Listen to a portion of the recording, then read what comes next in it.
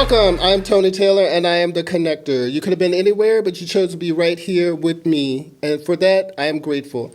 Today, I have a great guest. His name is Branden Beasley. We work together. He's a realtor, but he does so much more. So that's why I wanted to have him on, because he has so many stories. He's so animated. He's extra, just like me, and the guacamole is extra. So welcome to the show, Branden Beasley. Hey, thanks, Tony. I'm so happy to be here. Oh, my God. I've been hounding you for a little while about getting on your show. And exactly. Here we are, finally doing But it. everything happens in time, right? That's right. Good time. So I'm going to take you all the way back, because I just did a recording, so people got to know who Tony Taylor really is.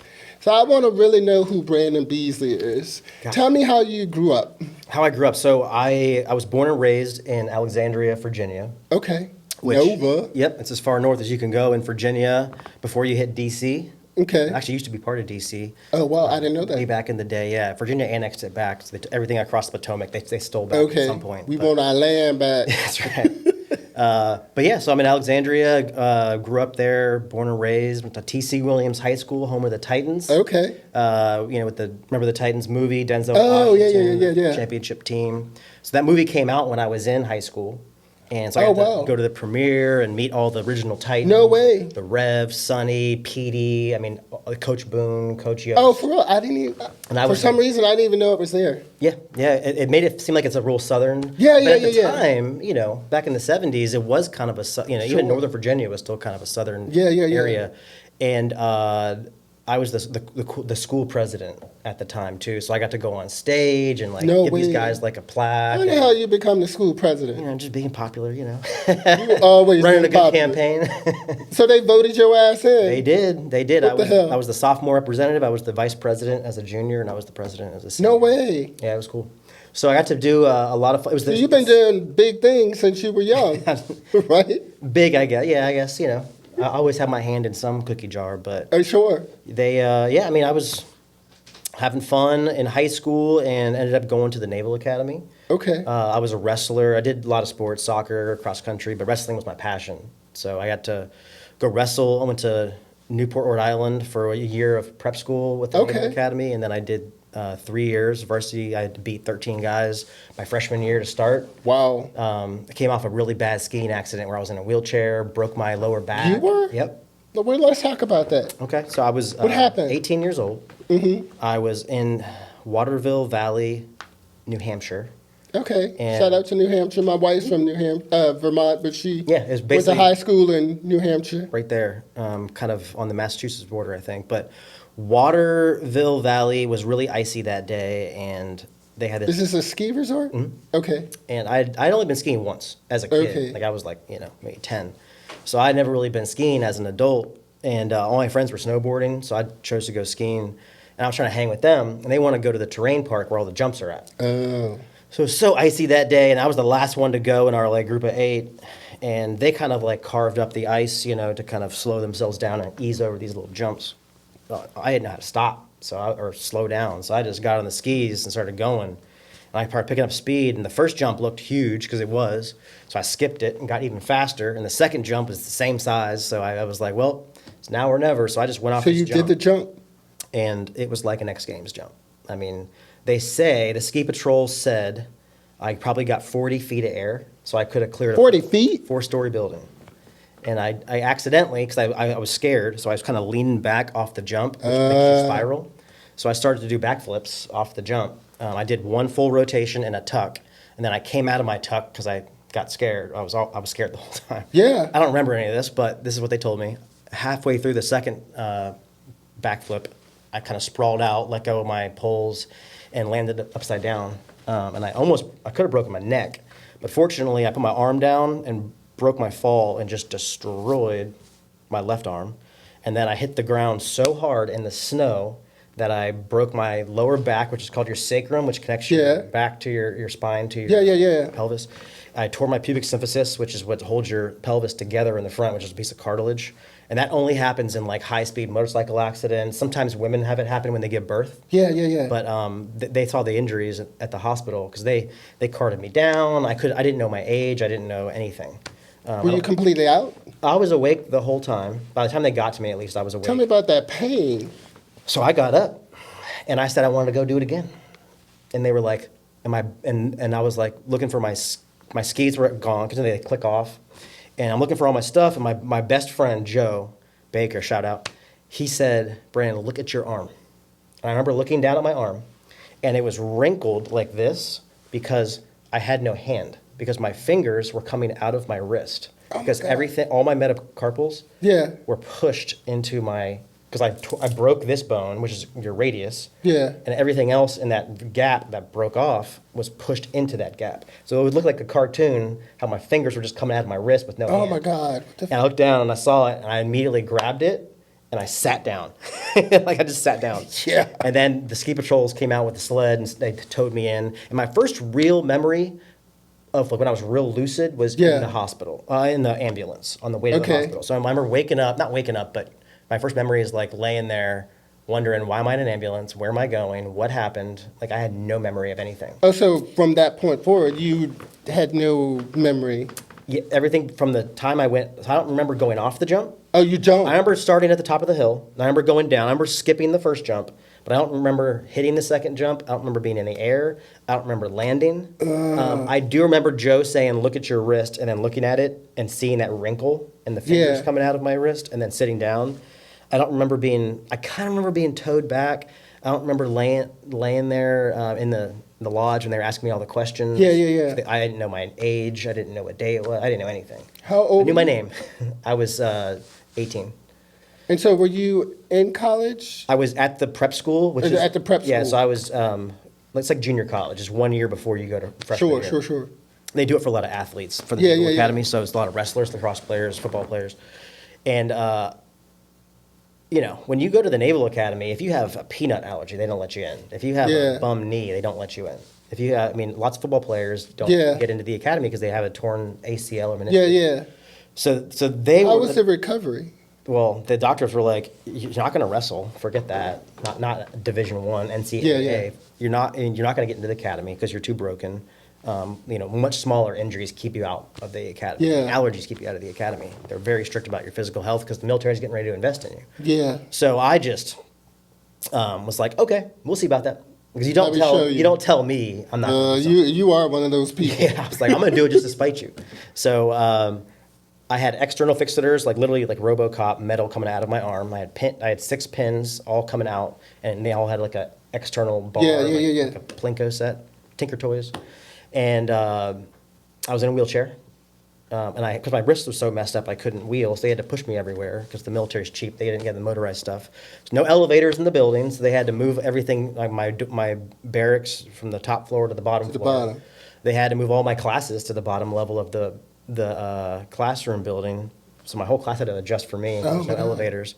My best friend Joe broke his ankle snowboarding a few weeks later, and then was going down the stairs on one foot and fell and broke the other ankle. So he had 2 broken ankles. Oh, my God. Me and my best friend are in wheelchairs together. Joe, why? Joe. Having the time of our life. So slowly, after a few weeks, I got out of the wheelchair and used a walker. They had to custom make. But how was your back? Nothing was wrong with it. They couldn't do anything about that. I had surgery on my wrist. Everything else was. They had to use Chinese finger catchers on my wrist and put a sandbag on it and slowly pull out all the bones and put it back into place and then fuse it all back. I had a very good surgeon because I was not at a military hospital. I was at a civilian hospital, so I got lucky. They didn't chop me up. And it was just a matter of just letting the bones heal, and so I could get back on my feet. I had a custom walker with an armrest on one side and a peg on the other, so I could. I would pay to see that. Then after a while, I got tired of that, and I just got a cane. And I just started like pimping it everywhere, And then. So you started doing physical therapy. Yep, every day. They ended up pulling out after 8 weeks. They pulled out the pins. Every day they had to basically break it back into place. Because I asked him, I was like, Ensign Kazee, shout out. He was a doctor. I was like, what do I have to do to get in the Naval Academy? He's like, you need no pain, good x-rays, and full range of motion. And if you do that and you pass the PRT, you'll have a good chance. It's like, done. Every day, religiously, I would show up, and I couldn't bend my wrist past. I could go here, and I can go here.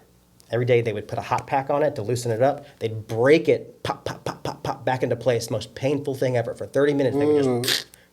And then they would ice it down. Every day. And every day it went from here to here to here to here to here to here to here until eventually it got to could like do it. 99%. Come on, Pro Nation. I know. You can see it's a little off still, but it was enough that I could kind of hide it with my shoulder. And then PRT, well, I had torn pubic symphysis, which is, my pelvis was like this. My back still had a crack in it. But I started walking around, the track. I could not run. I started to do some push-ups while I still had the 2 little pins in. I was doing Why? push-ups. And I was doing sit-ups, which You got hurt. pins in your arm. Why are you trying to do push-ups? And then getting those 2 last little pins, I go to NCKZ to get those ones out, which aren't surgical because they weren't screwed in; they were just pins. And he goes, "Go down to the shop and ask the master chief for pliers." And I was like, "Ha ha, you're funny." He's like, "No, seriously." And sure enough, they just ripped. Them And he out. just ripped them out right there? Like the nails out of wood, just rip. And actually didn't hurt that bad because the bone heals around it and you Yeah. just pull it out. So that was kind of cool. But I went from That was walking a major setback. major. And I only had a few months to get into the academy because they had to do a medical screening. Oh, for real? Yeah, it was January 30th, and I had till April to get better. 3 months. So I started walking, then jogging, then running, and then not only did I pass the PRT, I maxed it. No I way. got 101 push-ups, 101 sit-ups. How? In like a 6-minute With your mile arm. pace. How did you... Just every day. Somebody's up there like you. I Somebody was looking out for you. I didn't want to quit. I didn't want to knock it in. I didn't want to disappoint my family and my friends, and I Yeah, wanted to yeah. wrestle at the academy. Yeah. And then, come June, I'm doing plebe summer, which is like boot camp, and you're getting screamed at, and I was top of my class with physical stuff. Yeah. And then wrestling season started in the fall, and there was 13 guys that wanted to wrestle at 125. I'm cutting from like 145. Senior was starter all the way down. And if I didn't beat everybody and end up earning the starting position as a freshman out of those 13 guys, I still had to take my risk because it took a whole year for it to really heal. Oh, I'm sure. Yeah, I broke my... I lied. I was like, it's fine, it's good. I have, full range of motion, doesn't hurt anymore, nothing. I was doing all of this, and they were like, okay, and they cleared me, and I got in. So that was that was that story. What the hell, B? Yeah, I'm not a quitter. Obviously not. That's insane. I remember I broke my leg, and it was like tip fib fracture, and... just the pain from that, like being shattered. It didn't come through the skin. It was about to poke through, but it didn't come through. But I was just like in an excruciating pain. So I can't imagine having your whole wrist. The recovery is crazy, and just all the cartilage and And your back. tendons and scar tissue, and Yeah. yeah, it's but I got through it, and I was young. I was 18, so I Sure. bounced back. Ended up wrestling varsity. Every year I was there. Had a winning record. Beat some All-Americans. I was Wow. a good college wrestler. Got out of that situation, Yeah. and I went into restaurants and bar stuff for a while, and I decided I wanted to, out of nowhere, I was working a shift for brunch in D.C. at a popular new restaurant called Founding Farmers. Shout out Founding Farmers. And I was doing happy hour afterwards with my friends, and I looked at the TV, and there was that commercial with Eddie Money at a travel agency. And he Oh, yeah, yeah, Two yeah. tickets to paradise. Yeah. Pack your bags. We're gonna leave tonight. Me and my buddy turned to him, and I'm like, "Do you want to go to an island?" And he's like, "I'll go if you go." I was like, "All right, I'll buy the tickets. You buy the food and whatever for the first week." And he's like, "Done." It's right there on the spot. I pulled up my app, and I was like, "We both got to click Which confirm." island? St. Thomas. Oh, Virgin Island. Never Okay. been there before. And he's like, and it was for a flight at like 6 a.m. the next morning. The next morning? Yep. Were So I y'all was like, drinking? yeah, we were drinking. And That sounded like that was... I was like, we're in this together, so we're going to click the confirm button together. And so on my phone in the bar, we both hit confirm, tickets booked. So we took the metro to his house, packed 2 bags, take the metro back to my house, packed 2 bags, didn't tell anybody. We had leases, we had roommates, we had everything. Jobs. I had really nice scotch in my cabinet, so we started drinking that. I had really good steak in my fridge. So How old were you cooked at this that. point? I was 26, 27. 26. And I told my brother, hey, I need to ride to the airport because we were going to BWI, which is like an hour away. And I said, if you give me a ride to the airport and take care of my apartment while I'm gone, You can stay for free. stay there for free. And he's like in high school, so he's like, hell yeah. He was like, happy to do it. So him and his girlfriend drove me and my buddy to the airport. We never sobered up. We passed out in the airport. Obviously. I mean, it was probably 1 o'clock, 2 in the morning when we got to the airport. Slept for like 3 hours, almost missed our flight because we were sleeping in the chairs, Woke up, and we like went through the gate, got on the plane, still drunk from that before. Of course, when you land in St. Thomas, which we got there at like 1 o'clock in the afternoon, they're handing you shots, free samples my of God. rum as you get off the plane. They already literally, hung anyone that's over. been to St. Thomas knows they just hand you shots as soon as you get there. So we bought a bottle of banana rum, Hey. and we grab our luggage and we drag it on the street, and we get there and like all the cars are on the wrong side of the road and stuff. We get to the first beach we could walk to, park our big ass luggage in the sand, pull our clothes off, jump in the water with our bottle of rum, and still drinking. Never stopped from happy hour night before, flapping around. Text our bosses that we're not coming into work. back. It was like right before Valentine's Day too, so they were like slammed. And they're like, haha, you flew to the islands and aren't coming back. Like, Yeah. good story. And we took a selfie and sent it to them. They call us, because it was all female really? managers. Calls crying, oh, what are you serious? You guys are like, what is this like, are you guys just rebelling? Like, no, we're staying. Like, we're moving here. So sure enough, we stayed. For how long? The first bar we got to after that beach, we had all of our luggage, and the general manager of the resort was like, did y'all just move here? We're like, yep. Yeah. We kind of did the whole, like, that was like some shit out of the movie. Yeah, just like, what's that movie with Will Ferrell and Chris Kattan? The Roxbury? Night at the Roxbury. Yeah. They're like, you got to move here? We look at each other, we go, yep. They go, you want jobs? We look at each other and we go, yep. So she said, go party for a week. I know you just got here, but come back in all black clothes and you can work here all summer or all season. So we did. We worked in a high-end seafood restaurant at a resort. What time of the year was this? February, March, April. Oh, okay, right around You did say that around Valentine's Day. Which is peak season, which we didn't know. We just showed And up. how was it? It was great. It's great. And I stayed for 2 whole seasons, so I did a year and a half down there. A year and a half? Yep. So did you bartend or Bartending. serve? Yeah, I ended up leaving that resort after a while and bartending at an awesome bar. My buddy Gino owned it. He's in Florida. Shout out to Gino. Called The Big Bamboos, where size matters, is what his slogan. Gino's this funny, awesome, was he Italian guy? Kind of a mentor. He did Muay Thai and stuff and jiu-jitsu, so we would train together, and then he was my boss because he owned the bar I worked at, but he was like a mentor buddy. Yeah. And while I was down there, I saw him doing things, making money, being an entrepreneur, and then it took me some time, but I realized the reason I went down there wasn't to be Tom Cruise and cocktail. It was really to figure out who I was and what I wanted out of life and reset and rebalance everything. So every day after about a year and a half, I realized I wanted to go back home and I wanted to put a flag down somewhere and start a business and be an entrepreneur. And I had talked about it. I had taken some courses. I had done some research, but I hadn't actually ever done anything. Yeah. So I was like, now's the time. I'm going to stop partying. I'm going to stop being crazy in the Caribbean and doing all the things you do down there. And I'm going to go home and I'm going to start a real business. So every day I would go to this pizza place and steal their Wi-Fi and eat a piece of pizza and drink some Down beer. there? Mm-hmm. In the Caribbean. Because it was hard to find Wi-Fi. It was hard to, so pizza was like, $1 a slice. I'd get a Gatorade and I would post up there for hours and it would cost me like $5. And I would take the course online through Mosley. Oh, this was real estate? Uh-huh. Okay. And finished the class, booked a flight, flew home, told my parents that I needed a place to crash for a little bit till I got on my feet, passed the test on the first try. Wow. And that was 12 years ago. 12 years Been already? licensed as a realtor for 12 years. Never looking back. Never looking back. Oh, my God. And then so once you got your license, where did you go? So I was in Alexandria, back home. Okay. My mom also had her license. Okay. With Century 21, New Millennium. Shout out to your mom. Shout out to my mom, Kim Decker. What's her name? Kim Decker. Shout out to Kim. And I had You raised a crazy son, but I love him.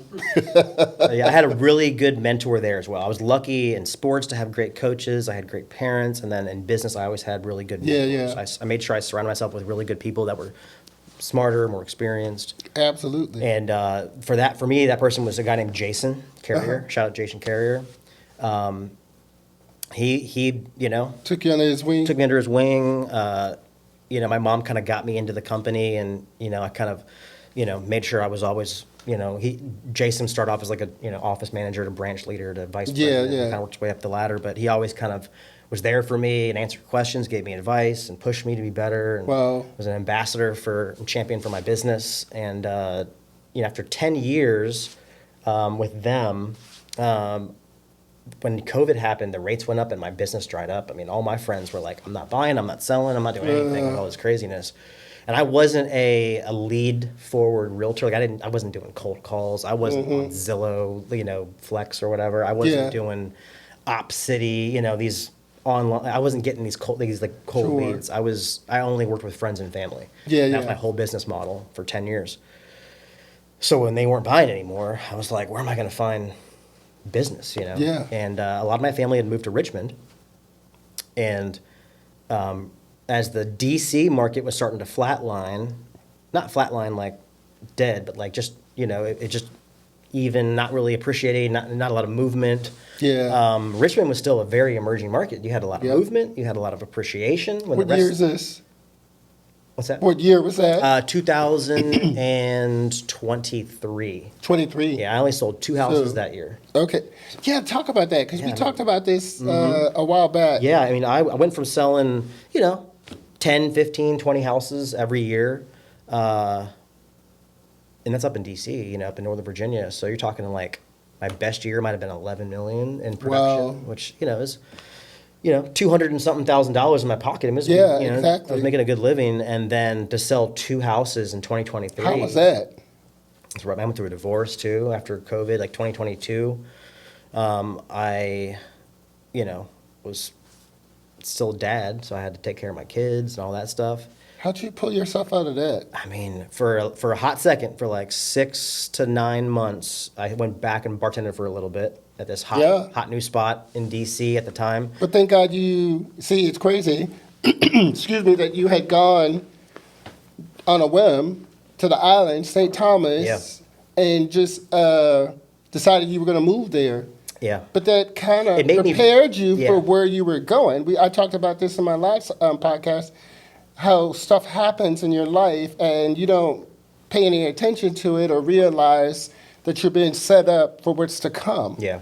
And so that was great that you had that trade. Yeah. And you could just go into a bar and just whip it out, Yeah. do drinks and make money Yeah. to provide for your family. It was the connections too, because I had. I am the connector. That's right, the connector. Because the same company, the Founding Farmers Company that everyone was working at, that I left to go to the Caribbean for, they were the ones that branched off and started these new restaurants and bars eventually, and became entrepreneurs themselves. So when I got into a jam, they were looking for good people. They knew me. Yeah. And I needed money real quickly. And shout out to Causa Amazonia. And now it has Michelin star, James Beard. Oh, wow. It's like, it has all Is the it still there? fanfare. Oh, yeah. What is it called? Causa Amazonia. It's a Peruvian restaurant. Ooh, They I love got their Michelin. Peruvian They got their food. James Beard. I mean, they're internationally recognized. Okay. Now. At the time, though, it's a new spot. So Chad and Glendon took me under their wing and was like, "Yeah, we'll put you in there." And I started making money immediately. Helped them out for, better part of like half a year maybe. Okay. 2023. While I was still trying to sell houses, but I sold 2 that year. So that's not even enough to cover my mortgage, let alone all my That's other nothing. bills and stuff. Yeah. So I was hurting. I had an identity crisis. I didn't know who I was. I didn't know what I wanted to do with my life. Let's talk about that. Yeah, I mean, when you're not making money and you've been a realtor for 10 years, you kind of existentially question, Yep. am I a real estate agent? Am I a business owner? Yep. Is this, is this something I'm going to do for the rest of my life? Yeah. Or is this a phase that after 10 years I need to move on from? What made you stay? Continue to do real estate. I don't like to quit, man. I can tell. I don't like to quit. I You don't jumped like, over damn slope. Yeah. I want to do it again. I like, you can, I want to go fast with that movie. Need for Speed, or if you ain't first, you're last. Yeah, exactly. But yeah, I'm not a quitter. I don't like failing. I don't like being told no, like all that stuff. So How did you not just bow out? Even though it's not about winning or quitting, is but I guess for you it wasn't. You weren't at that point where enough was enough, and you just wanted to I believe the prove market. yourself. I believe the market would turn. I believe the market was going to get back to normal at some point. So I didn't want to just walk away from something where I knew a lot of other agents were going to get out of the business, which Yep. obviously we lost, like half the agents are gone now from Yes. post-COVID fallout. And I thought if I can weather this storm and get to the other side of it, I'll be better off. So that was Yeah. part of it. And then, going to the Caribbean and, having to figure things out on the fly and everything, make adjustments. I was very moldable. I was very flexible. very adaptable, Yeah. very resourceful. So I said, I'm going to figure this out. So I started looking at Richmond. I was like, if DC is not working out for me and, the infrastructure that I have built isn't here anymore, my family's down there now, so I don't have that to fall back on. Yeah. My sphere of influence is still up here, but I also can start expanding to a new market. And worst comes to worst, I can sell in both markets and have two different pools to draw business from. And I got a random call one day from another mentor of mine, Chris Craddock, who was my youth group leader in church when I was growing up. And he was my just buddy, and he got into real estate and started reaching out to me about what he was doing with his real estate company and team and investment stuff. And I was happy at Century 21, so I kind of kept telling him, like, I'm good, but I appreciate you checking in. And he called me randomly and just had a question. He was like, hey, I have an Airbnb question, because I know you do some Airbnb stuff for investments. I was like, yeah, I do. I answered the questions about Alexandria, and I was like, by the way, since I got you on the phone, I'm having a rough year, and I'm having a rough time, and I'm looking at making a move. Markets, and I don't know, my team kind of goes all the way down to Fredericksburg, but they don't really have a presence outside of Fredericksburg. I'm thinking about going to Richmond to expand there. Who do you know down there that would be a good fit, like a good brokerage or a good team? Like, you know a lot of people, Chris. Who do you know? And he's like, this is out of left field. This is the craziest conversation, because I just called you for a question. And he's like, I put an ad in Indeed, and Monster all the websites for a job for a new team leader in Richmond. We have a team there. It's very small. It's actually, probably be just you and maybe one other person, but you have to build it out. But if you're open to it, I think you'd be a great fit to be a team leader down in Richmond. And he's like, and he started giving me the pitch about, we have leads coming through, you have this, that, and you can full control over whatever you want to do down there. And he just pitched me the dream, and I was like, great, if I can have equity in the company, I can get, I can produce and sell my own houses, I can recruit and bring people, train them, like all the things I loved. I love being a leader, love being an entrepreneur, I love having a stake in the business, I love to teach and, develop other agents. So I was like, this is the dream. So I was like, 24 hours later, I was signed after 10 years with one company. I signed, transferred my license, I moved to Richmond. It was like hot, like in 1 week's time, from like Christmas to New Year's Day, I was down there. What year was this? 2000, this was 2.5 years ago. 2.5 years ago. So 2024. Wow. January. So like drinking from a fire hydrant, I was, selling houses, and I recruited some agents and trying to learn. I didn't know anything. I didn't know where Midlothian was. I didn't know the counties. I didn't know the neighborhoods. I didn't know anything. I was the new guy on the block. And you Richmonders don't necessarily like Nova people too much. We like y'all. I mean, you're kind of tribal, you like to be a little bit, insulated with people down here. So I was an outsider, different culture, different way of doing things. I had to learn the contract. Everything was new for me. I didn't know anybody other than family down here. So I didn't have a big sphere business to draw from. So I was relying completely on, ads and leads and faith and everything. So I got plugged in and put my head down and sold I think it was like 15 to 18 deals my first year. And then I did like 20 something last year. Wow. And I've already done over 20 in the first 5 months this year. So I'm just, every year I'm step laddering it up. Our team's at like 7 agents now, and we have like, 3 or 4 that are in the wings being interviewed. Yeah. So I think before long we'll be over 10 agents probably by the end of the year. Okay. Getting double digits, which is exciting. Yeah. I'm 128% ahead of schedule on my, or ahead of last year's production. 128%? Meaning like more than double. What are you doing? What's your secret? The secret, I mean... I need to be 128%. Man, it's compound interest on time and focus.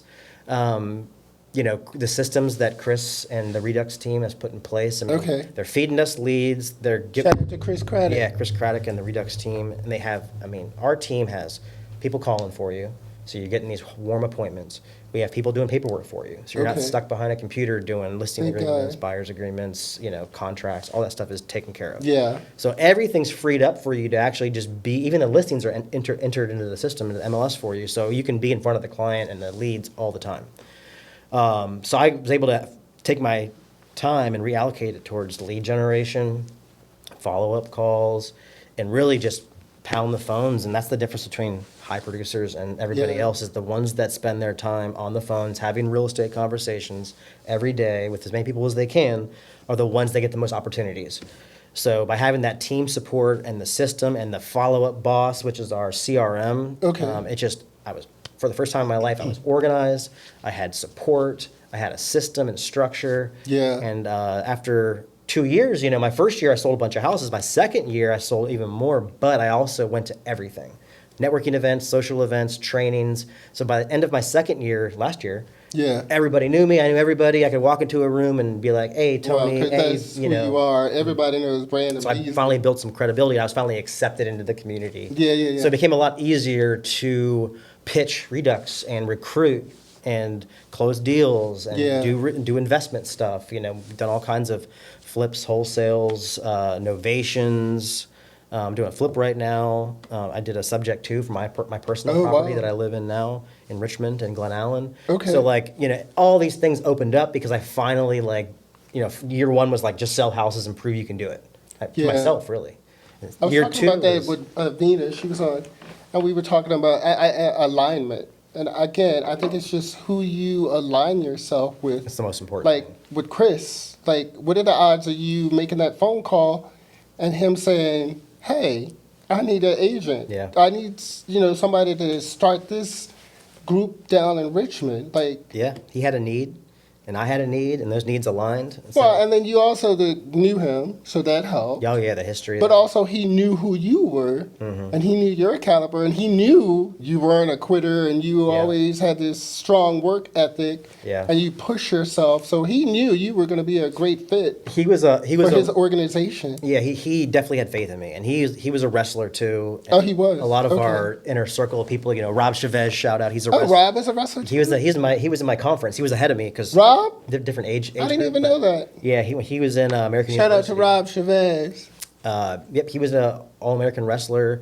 The EIWA, so Naval Academy, American Okay. University, Bucknell, they're all in the same. So I shouldn't piss either of y'all off. The little because guys I'm are the like, take me scariest to the ones, ground. man. We'll get after What you it. do? Hit me in my kneecaps. Yeah,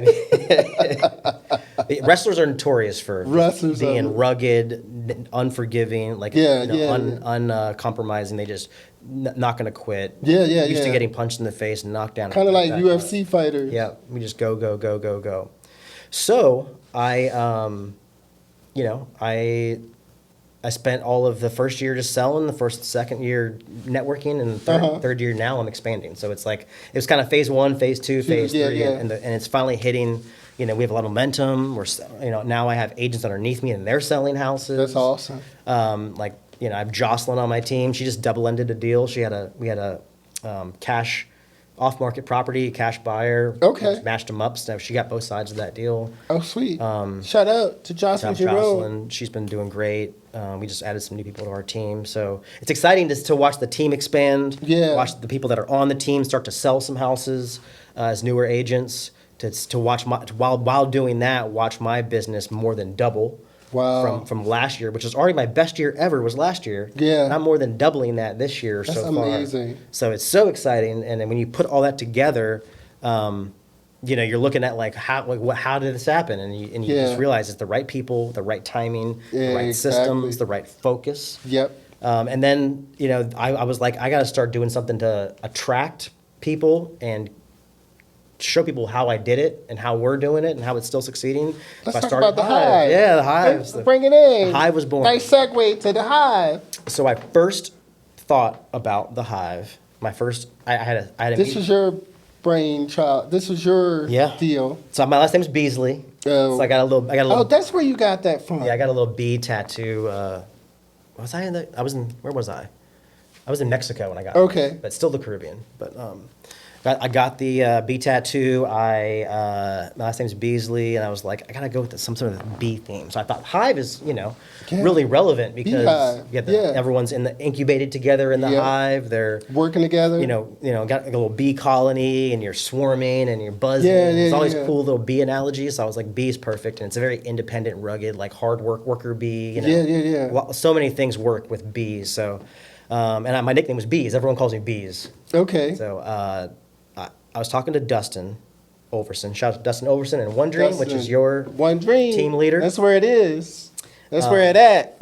So I have an office inside of the building that Dustin has with One Dream, and we connect at least once a week or so. Yep. And we were late night having a little whiskey in my office at my office bar, and I was like, I'm not doing something right. Like, I need to figure out, this is like back in December. I was like, I need to figure out next year how to expand. And he's a great recruiter. He's always bringing in new people. Yeah. Like, how are you doing it? And he said, you have to have an attraction. Another bee analogy, that Yeah. pollen, attraction, Yeah. nectar. So he said, you need to have something that's different from everybody else. That's an attractor. Like Yep. Chris has, redux and gain, and Rob has grid, and Dustin has flipping, and Yeah. Jared's got Omega and all his training. He's like, Yeah. you got to have something. So I was like, well, I was in the Navy and I was in the Caribbean, and I have a boating license. I do boat stuff, so I could do boats. So I came up with Boats and Pros, which launches and Pros. the Boats first and Boats and Pros in Pros. June. Boats and Pros. And then Can't wait. the Hive launched 6 weeks ago. So after a few months of planning what I wanted to do, the need I saw was I don't want to be another training. Every week just meet and like how to do open house, or Yeah. even like scripts and stuff are good and role playing, but I wanted to be something more Different. sales oriented. Like, how do we actually convert? How do we find business? How do we convert business? And then how do we close deals in a way that allows it to blossom later and then pay Sure. it back? So Yeah, like, yeah. so you constantly can scale your business. So that's kind of the three phases of what I teach is, how do we go out and find the business? And once we find it, how do we turn those leads into actual clients by those Yeah. conversations? And it's all old school sales stuff. It's stuff that's worked for years. Talk tracks, mentality. Yeah. A lot of your behavior as a salesperson isn't saying the right words necessarily. It's how you mentally think about it. It's your Yeah. mindset and how you frame conversations. So we really dive deep into. I think this is be a fourth. I repeat the topic every week. Okay. And then the Yeah. third week I go to a new one. So I do one in person, then one on Zoom, then new topic in person, one on Zoom. So we're on the fourth week. So we've done attraction. Yeah. And it's been awesome because Yeah, the you've been- first you've been week coming. that we did it, Isaiah, that's in our group, made the phone call, and he Yeah. got, 2 leads out of it? Yeah. The first, The very first, we did sphere calls first, how to Yeah. attract from your sphere. Then we did buyers and sellers, how to attract those. And then this next Tuesday, we're going to do how to attract people that are already in your database that kind of washed out, that are like, not washed out, but kind of follow up. Sure. People I need that. Yeah. So like old leads, essentially. People Okay, I need that. People that said, I want to do a real estate transaction and then never did. Mm-hmm. And it's that awkward phone call where you're like, hey, like, are you still waiting? Are you still interested? Like, what are you doing? Have you made a move yet? We're going to figure out how to attract those people and get them back in the grind and Sure. back in the pipeline. So that'll be week 4. Okay. But it's been almost 7 weeks now because we crazy. repeat every other week. So it's been it's been crazy. We had anywhere from a minimum of 10 up to like 35 people on That's Cinco de amazing. Mayo when we served margaritas and stuff. Yeah. And tacos. But Boats and Pros is in 2 weeks on Thursday, which is June 11th. So we'll How you do it on a Thursday? I'm Jamaican. I got 10 jobs. I'm in the salon, man. I can't come to the Boats and Pros. What time? I work all day on Thursdays. We're going to do a pregame boat tour from 2 to 4, happy hour 4 to 6 at Island Shrimp Company. I just set it up with Allie. Shout out to Allie at Island Shrimp. Okay. Of our own section. $3 beers and, great appetizer deals. And then Yeah. at 6 o'clock, I'm going to have an exclusive after party sunset tour from 6 to 8. I'll still be at the salon. Nah, it's too But I'll keep you in my bank. But I'm going to do it. I'm going to do 4 of these. Okay. From now and until make the sure end you of the do it summer. on a Tuesday, Monday, or Friday. Maybe I'll swap out and do Tuesday next time. Yeah. Yes. But it's going to be fun. So I'm kind of combining the Boats and Pros with Hive, and that's kind of my attractor. Yeah. The idea is to bring people into the fold, add value to the real estate agent community. So everyone, whether it's EXP or whatever Exactly. team, whether you're River City, Cordova, One Dream, Velasco, like all Yes. these great teams, Jared Davis, Redux. I want them all coming, all getting better, but also they can then go out and say, hey, there's this awesome thing happening. You should come. Absolutely. And then maybe we get some agents that are outside the company that don't realize what we offer, Yeah. that realize that we're an organization they want to be a part of. So we Yeah. can all grow And that's together. what I like about the Hive. It's a connector. And being, yeah, because it connects people. And again, like One Dream, like we have our weekly meetings and we have the monthly meeting, but you can bring anybody. Yeah. It's not just specific to EXP. Yeah, it's so You can different. bring somebody from Yeah. anywhere. Because I we're all was- agents, right? And We're we're all all, agents. the goal is for all of us to work together cohesively. Yeah. And make that transaction just like a seamless transaction. Yeah. So the more people you know and within the industry, and you've dealt with them, and they know you, the better it is for it's a win-win for Yeah. everyone. Yeah. So shout out to you for coming up with this Hive, because I love Yeah. it. And sitting in your class, every time we have a session, all the little bees, like All the you bee do stuff. all your own work. Yep. Wow. That's why I take a notebook and I draft out my entire presentation, and then I go into Chat GPT. Yeah. And I turn it into slides from what I wrote It's down. amazing. And I use a lot of bee puns and bee images. But it looks and so professional. It's fun. Yeah, it's great. And you will never forget it. Yep. And I save it and I can use it. I can recycle it and Yeah, put it yeah, out as yeah. content. And the thing about EXP is, I was with Century 21 for so many years, and it's you have your own little community, and you kind of gatekeep a little bit, and Yeah. you want to recruit, but you're not really like incentivized to recruit. So the upper management does that, but you would never really like mingle with other agents. Like maybe go to like a social event, Sure. but you wouldn't like have a training with other agents. Yeah. Came down here to Richmond and EXP, and I was like thinking, Jared and Dustin are my competition. No, Think Anna and they're your Carrie collaborators. and all these people. And next thing you know, they're like giving me stuff. Come to my training.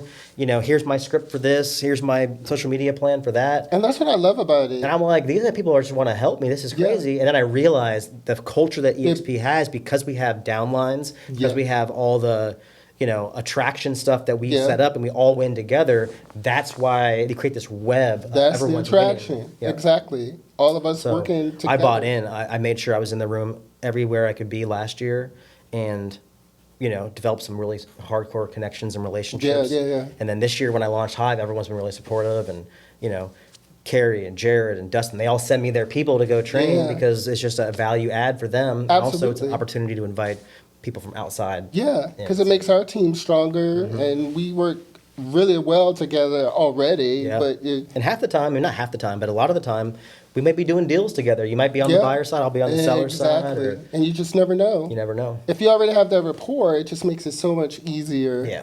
Because they know you, they trust you, and then it's just so much easier just to Yeah. get through that transaction. People think that clients are the problem, or inspectors, or the Yeah. appraisers, and they can be an issue. They can But be. the number one thing that has to be synchronized for a transaction to work is the two agents have to Yeah. be collaborators. Exactly. Because you're technically your adversaries because you're on the other side of the deal. Yeah. But you're also a collaborator because Yeah. you can't get to the end finish goal line. is to get that house sold, and so whether you're on the buying side or the selling side, Yeah. like your goal is to work Yeah. for your client, because they do hire us, so Yep. we are working for the client, but at the same time we try to do it at a high level and very professional, and it does make a huge difference. I'm in a transaction now, and this agent's been around, and it's so crazy because I'm a veteran, so I was at the VA a couple years ago, and I ran into this woman at this kiosk, and we just started talking, and we hit it off, and I was like, oh, I'm a real estate agent. And she's like, me too. And so we fast forward to almost a month. We close on this coming Wednesday. And after we were ratified, she sent me a text and was like, are you a veteran? And I was like, yeah. And she was like, I knew it. I met you at the VA, and you were so nice, and we hit it off, and we both said we need to work together. And we're working Doing it, together. yeah. And so it made it so easy now, because she knows me, I know her, and it just made it that much easier to accomplish the goal. Yeah. Get that house sold. Yeah. Yeah, it's great. I mean, I've had 20-something transactions so far this year, and Kudos to you, bro. thanks. Shout out. And I have a difficult one right now. Sure. I just had to send her a real tough addendum and real harsh, not harsh, but like, very firm email that said like, take it or leave it, this is it. Like, Yeah. I'm a tough negotiator, and Are you on the buying side? I'm on the selling side. The seller I side? do mostly listings, and so I got a response late last night, and she hung up on me. She had been giving me all kinds of sass, Wow. like not being cooperative at all, which honestly doesn't do a service to your client, because if you're making the transaction difficult or it falls apart, you're not serving your client. So your job is to make it smooth and easy and move forward to the finish line, which the goal is, so the seller wants to sell, the buyer wants to buy. Yeah. This agent was just being difficult. So this is the agent, not your seller. Nope, the agent. Got great clients of mine. They've used me multiple times. Oh, in the last awesome. 12 years, but Isn't that great when you get a return buyer? they were one of my first clients. Yeah. And, they've used me multiple Or times seller? since. Yeah. So she, the agent was and I looked her up, and she probably sells 2 houses a year. Like she's been doing it for a little while, but not at a high level. Probably has another job, or she, maybe she's like, part time because she's married or something. But just not being, and it's okay to have disagreements. It's okay to fight for your client and want different things and push hard for that. But at the end of the day, we need to be respectful and have conversations. Absolutely. To like, and professional. Yeah.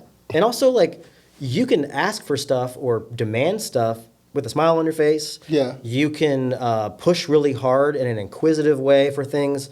And I was doing that, and she just got offended and, like, was just, like, purposely, like, being very evasive. And I'm trying to understand where her client was coming from on certain things so I could help solve the problem. Sure. And then she just hung up on me.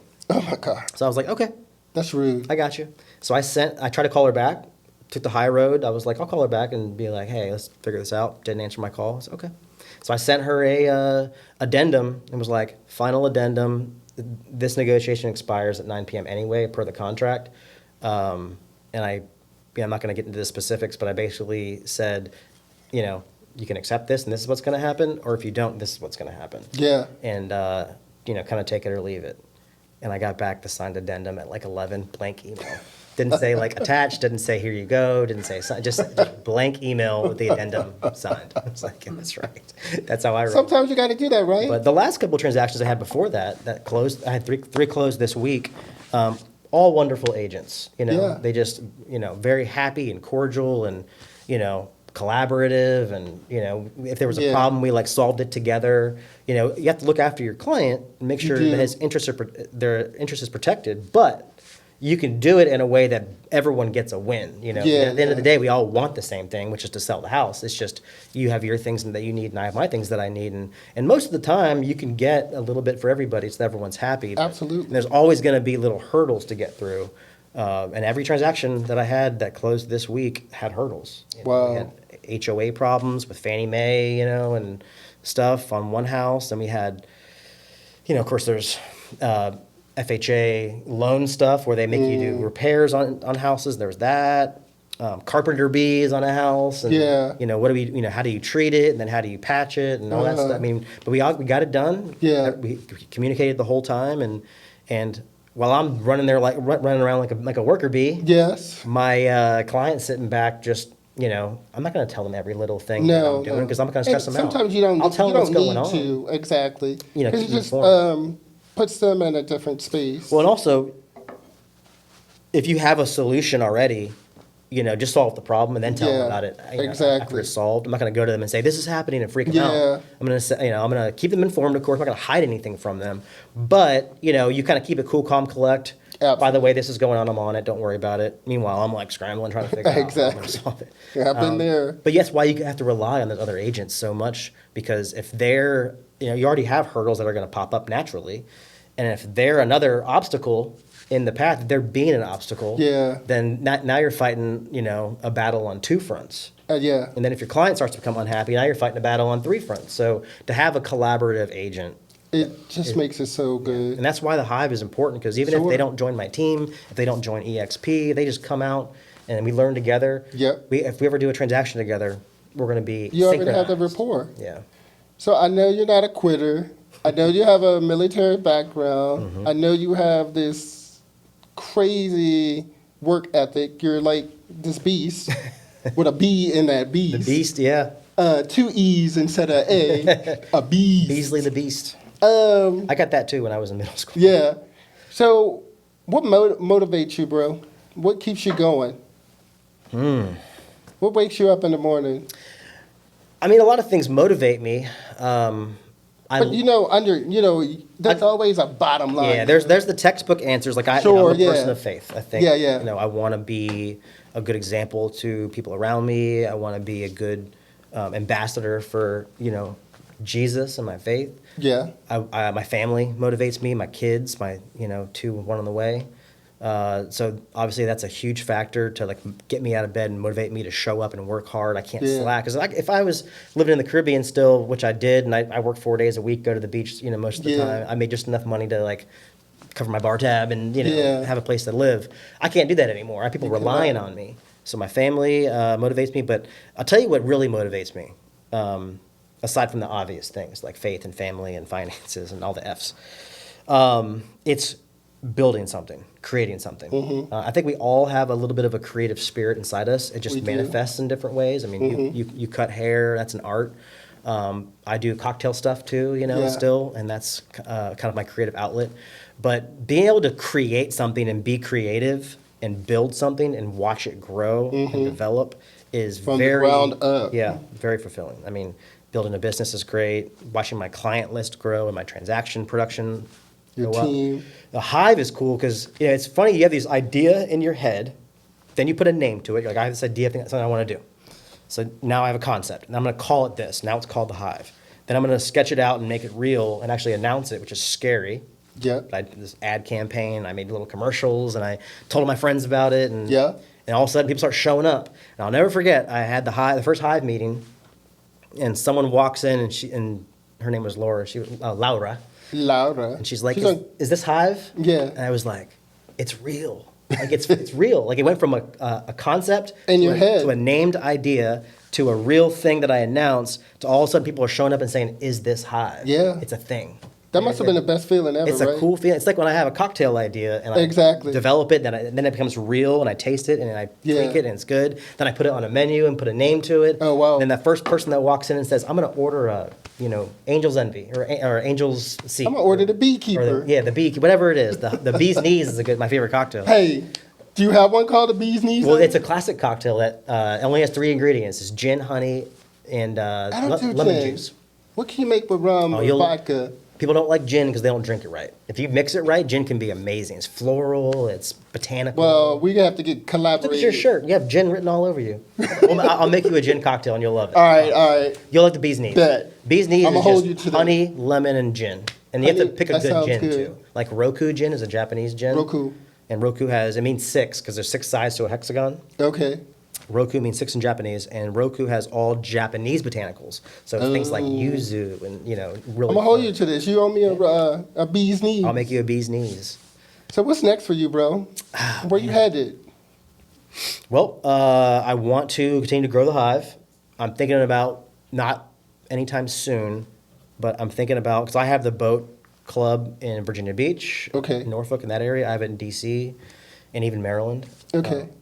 And of course, you're trying to get a boat club here in Richmond? Well, I'm thinking about doing Boats and Pros 757, Boats and Pros, DMV, and then keep Boats and Pros in Richmond so I can keep doing Boats and Pros everywhere, attracting people to network and have fun. And also, at some point, it'd be nice to watch Hive expand from Richmond to have like a DMV chapter and have a 757 chapter and be able to kind of like rotate and kind of build up Hive and continue to attract in different markets. Yeah. And then, of course, I'd love to see Redux grow to the point where I have agents that I can rely on to take all the leads in the business, and then I can get out of all the production that I'm doing and keep, my business, my personal sphere of influence, but stop taking leads and going to appointments and just working with people that I want to work with and then freeing up my time to be a rainmaker and going out and building new business relationships and bringing in those leads and bringing in that business to give to my team so that they can crush it and I just help develop them. That's kind of where I want to go. So I want Hive to grow, different chapters, expand in the area, and I want Redux to grow to the point where I don't have to sell houses. I can just make it rain so everyone else sells houses, and I just make sure that it keeps running like a well-oiled machine. Yeah. But you're a little manifester, so it's already happening. It all starts up here. It does. And the idea becomes reality. It was the same thing with my podcast. Yeah. And I was like, what do I name it? And then it popped in my head, The Connector. So I was like, I'm always connecting people from at the salon and real estate, my friends, my family. So that's me. And so, like you said, it came to fruition. I got all the little logo and all this stuff. Yeah, and it makes it's like sense. real. I mean, if you ever watch, Barbershop and Oh, all yeah. like that's what cutting hair and that environment. Yes. It's neighbors, it's friends, it's Yes. family, it's a culture, it's a hive, it's a Yeah. network, and you're connecting people. Absolutely. And you sit there and talk, and Yeah. whether it's gossip. And one of my or- biggest transactions to date was salon clients. Of course. One hand feeds the other, both hands wash, Exactly. or one hand Exactly. washes the other, both hands wash the face. Exactly. So and that's exactly it. Whether it's bartending and the Hive and Redux as a team, Yeah. they all feed each other. And Yeah. I still do events all the time. People call me and say, I want you to design some cocktails and do this event. So Yeah. every once in a while I'll do it, and I get to meet dozens. And Well, dozens because of from people. what I know of you, and I know you quite well, it's just your energy, right? So you're real chill, real cool, but you're very professional and very knowledgeable, and people gravitate towards I you. appreciate that. So you have that. You're like a little magnet, not a little. 'cause That's the of way. Stature. That's but- the way it should be. Yeah, being magnetic is important, I think. In Oh, it business. is. And when I started doing for some of my best clients that I have a relationship with is after I sell them a house, Mm-hmm. if they're on the buy side especially, I'll host a party for them and I'll Oh, provide wow. the alcohol. So I'll do like a professional bar, professional cocktails, and I'll serve them. So I did that about a month and a half for my No client way. Bobby and his wife Lilia. And they moved in. I got an all pink because it was a color themed party. So everyone had to wear different colors. I was pink, so I had a pink bar and pink outfit. I served pink cocktails. No way. Awesome, yeah. So next time I'm gonna be your little bar back. Yeah, you come out. I can help you. Yeah. Just to get my foot in the door. You would love it. I mean, I've brought inexperienced people to my events. I needed the extra help. Yeah. And I'm like, it's easy. Like the hard part's designing it and like making sure it's all good. But I'm doing that. Yeah, Just yeah. showing up and having fun and pouring drinks. Like that's the easy part. Yeah. I just bring in people, and I'd be happy to have you come out and Absolutely. sling some Let's drinks. do it. Yeah. I'm all about a party. I know. I'm still not sold on the gin yet, but I'm willing to try. That's the one spirit that everyone keeps saying stuff about. Yeah. I'm telling you. There's another cocktail called The Last Word. Do you like basil or anything? I love basil. You would love The Last Word. Isn't really basil, but it has a lot of botanicals in it, and you can muddle basil into it. and Oh it's my God, that sounds but amazing. The Last Word is a good gin cocktail, and the bee's knees, and I can make up a cocktail for you, and Okay. you would love it. But it's all about Bet. balancing the ingredients and pairing the botanicals in the gin with like fresh, Now, fruit. did you learn all of this while you were in St. Thomas? Or? Yeah, I got lucky. I had a really good mentor again in the Okay. cocktail world named John Arroyo. So Okay. he taught me how to bartend and how to be a mixologist and all that Okay. stuff. Old school, the golden era. of Jack of all cocktails. trades. Yeah, I try to be. What don't you fucking do? What don't I'll tell you what I don't do. I don't quit.